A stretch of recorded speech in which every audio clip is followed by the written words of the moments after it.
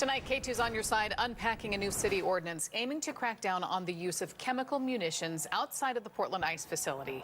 This comes after gas was deployed against protesters outside that facility over the weekend. So the Department of Homeland Security says gas was used against rioters who were trying to block the entrance of the facility. K2's Tanvi Verma joins us live in South Portland tonight. Tanvi, city councilors passed that ordinance in December, cracking down on these kinds of actions. So what does it do? So right through the ordinance, people can report alleged nuisances that they believe are caused by detention facilities like the ICE facility. And there's been growing concerns. I want to show you an example of one of those concerns.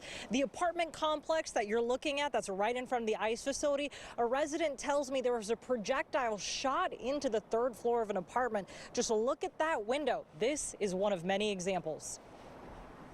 I was wearing jeans and it managed to rip through the pants. Dr. Catherine Esperanza says she was protesting outside of the ICE facility Sunday when this happened.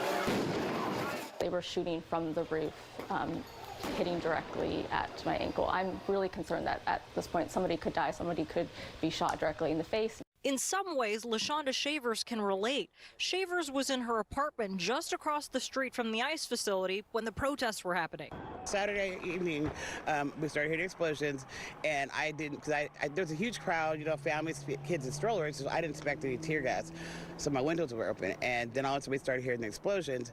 Tear gas got into my unit, so I'm trying to run outside to the hallway, but the hallway had tear gas also. In early December, Portland City Council passed legislation allowing people to report nuisances outside of detention centers, such as the ICE facility. In theory, this could lead to fines. That is the piece of this policy that we are going to end up testing first, and the administration is in the process of implementation. Though right now, the city's administrative arm is still ironing out the specific rules about how the city will process those complaints.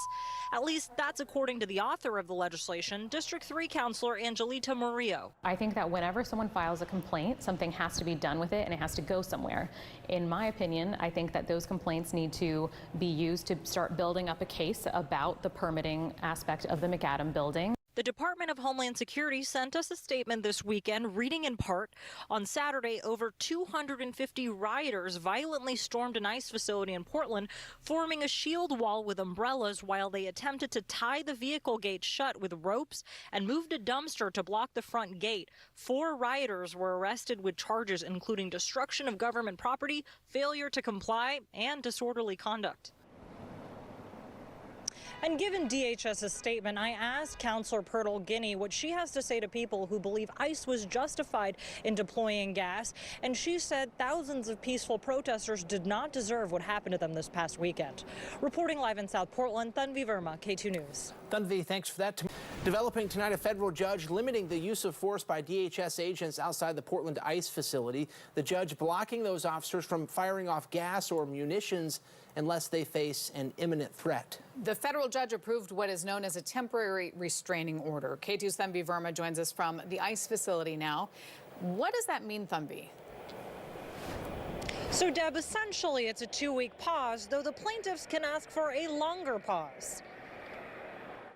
In a 22-page opinion, a federal court judge siding with protesters, writing, in a well-functioning constitutional democratic republic, free speech, courageous news gathering, and nonviolent protest are all permitted, respected, and even celebrated. In an authoritarian regime, that is not the case. Our nation is now at a crossroads. The judge ruling that DHS has been using force against nonviolent protesters and ordered them to stop, at a minimum for the next 2 weeks. In court records, the plaintiff submitted this picture of what appears to be a federal officer spraying some sort of gas at a protester at the ICE facility. Plaintiffs also submitted this video of protest this weekend. They say you can see officers firing into the crowd as they were attempting to disperse. Another video of a little girl washing her eyes out. On Monday, DHS sent us a statement reading in part, over the weekend, more than 250 rioters violently stormed an ICE facility in Portland, forming a shield wall with umbrellas while they attempted to tie the vehicle gate shut with ropes and moved a dumpster to block the front gate. Rioters threw objects at law enforcement and rocks at cameras. We reached out again today. They sent us a new statement saying it was over 500 rioters that stormed the building. We asked for clarification and we have not heard back. And the Department of Homeland Security has not yet responded to the judge's ruling. Reporting live in South Portland, Tanvi Verma, K2 News.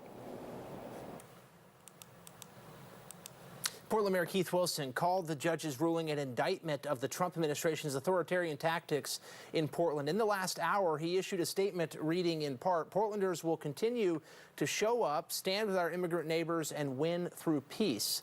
Peaceful civic participation isn't a threat, and these new restrictions on federal agents are an important first step in ending the violence and harm we've witnessed in our community. Today, Oregon's congressional delegation sent a letter to DHS making their own demands in regards to use of force during protests. It reads in part, attacking our communities is not law enforcement.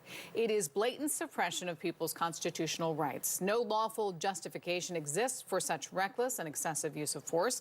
We firmly oppose the actions of federal agents using excessive force against the very people they are sworn to protect and serve, and so should you. We're on your side talking with local lawmakers and DHS about more details relating to their next steps. When we're not on air, just head to our website, k2.com, for up-to-the-minute coverage. Save it! There you go. Good job. Good job. Then spit it out. Good job. Good job. Good job.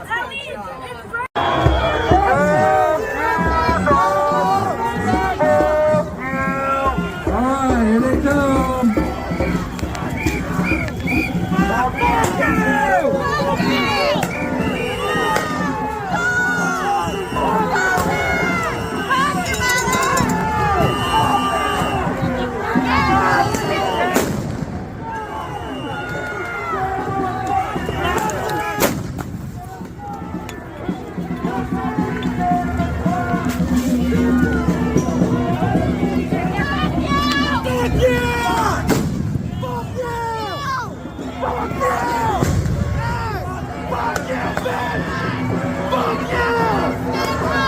Fuck you!